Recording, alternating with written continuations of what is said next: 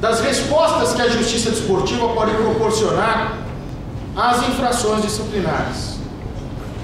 Temos, portanto, as medidas disciplinares em espécie, a advertência, que não está prevista em nenhum tipo disciplinar. Se não está prevista, não pode ser imposta como pena. No nosso CBJD, é claro que a advertência acaba aparecendo em outros códigos disciplinares, mas não no nosso CBJD. Poderia, portanto, ser bem acomodada como uma espécie de sanção substitutiva. Ao invés da multa, prefere-se a censura, dadas as condições da infração e as condições do próprio atleta ou agente infrator.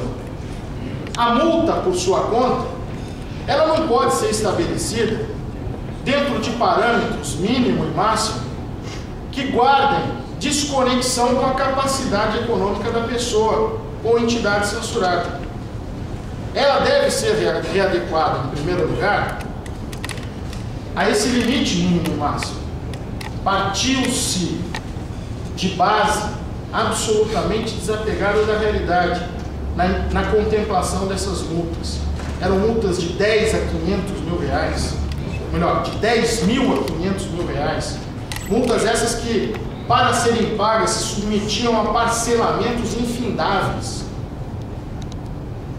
e efetivamente acabavam perdendo a sua carga de resposta idônea à prática de uma infração.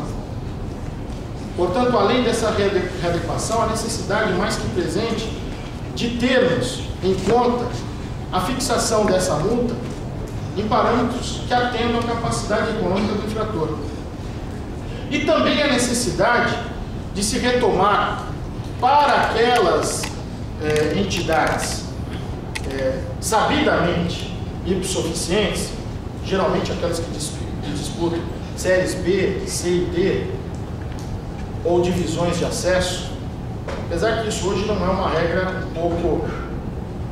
um tanto acessível à risca, porque sabemos que os grandes clubes e as grandes organizações hoje caem para divisões inferiores e efetivamente essa previsão não estaria aí para bonificar uma entidade nessas condições. Na verdade é que a utilização de redutores previstos no então CBDF é uma forma de tornar a aplicação, a combinação de uma multa, ela mais real, adequando, portanto, a capacidade econômica do infrator.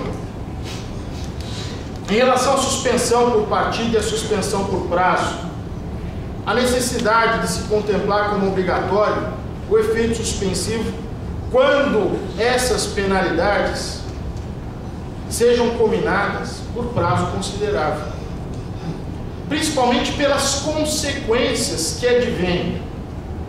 E hoje sabem aqueles operadores do direito desportivo, para o contrato de trabalho desportivo da pessoa que é censurada por largo prazo pela justiça desportiva. Há necessidade, portanto, para que isso venha à tona, a necessidade do esgotamento de todas as instâncias esportivas. Eu não tenho como contemplar como válida uma punição tão rigorosa, e aí eu estou falando daquelas suspensões 120, 180 dias, se não depois de esgotada todas as instâncias, porque essas penalidades disciplinares trazem inexoravelmente consequências de ordem patrimonial para, por exemplo, atletas por elas atingidos. Eu tenho que, portanto, repensar o sistema ou o próprio processo desportivo mercê dessa consequência grave e que pode trazer grandes problemas de ordem econômica a algum atleta eventualmente atingido por uma penalidade tão severa. Em relação à perda de pontos, preocupa-me alguns comentários que eu já ouvi, no sentido de que se tentará resgatar nesta nova versão do CBJD ao expediente da reversão dos pontos em favor da equipe adversária, que para mim é chancelar aquela ideia, felizmente já bastante longe, mas que o tribunal decide campeonato. O tribunal não pode decidir campeonato. O campeonato é decidido dentro das linhas da quadra, das linhas de campo, e é isso que o tribunal tem que assegurar como algo intangível. Se prestar a justiça desportiva a desequilibrar a disputa, atribuindo pontos de uma determinada entidade a outra, porque esta praticou uma infração disciplinar, na verdade é desigualizar a disputa. E eu efetivamente sou contra isso. Muito se questiona a respeito daquela decisão que anulou as partidas. Eu não vou entrar aqui em consideração, porque o tempo não me permitiria isso, e a questão é extremamente complexa. Mas só para os senhores entenderem, eu estava em meio a esse contexto, a decisão que levou à anulação das 11 partidas do Campeonato Brasileiro de 2005, Campeonato Brasileiro de Futebol, por conta aí de um comportamento absolutamente incompatível com a condição de hábito de uma determinada pessoa que tinha essa qualidade na época. E a opção do código foi nítida justamente em anular as partidas, propiciar o novo jogo, ainda que sabendo que o resultado anterior não iria prevalecer em muitos dos jogos, como isso aconteceu, mas para garantir a disputa limpa dentro do campo de jogo.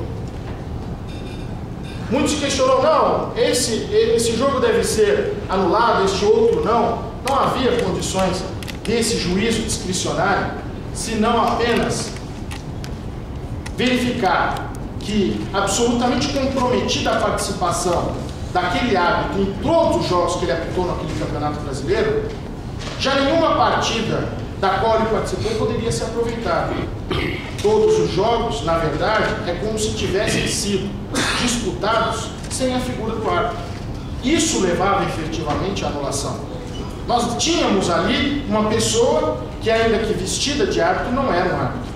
Por motivos vários, depois até em eventuais perguntas podemos especificar isso melhor. Mas efetivamente faltava à disputa um elemento essencial, que era aquela pessoa em condições de manter e preservar a imparcialidade daquela disputa. E a opção foi: o tribunal não pode se arvorar e consolidar resultados, na sua essência viciados, se não determinar que outros jogos se realizem. E assim aconteceu. É claro que o esporte, esse fenômeno de magia, em que permite a discussão de todos de uma maneira universal, levou uns a aplaudirem, outros a repudiarem essa medida. Mas foi a melhor solução que se encontrou para uma situação tópica, que, diga-se de passagem, enfrentada em muitos ordenamentos desportivos, sem uma solução adequada. Temos aí casos, por exemplo, a Liga Italiana, a Liga Francesa, de casos de corrupção terríveis, que nunca tiveram a coragem de fazer o que a Justiça Desportiva fez naquela ocasião. Outras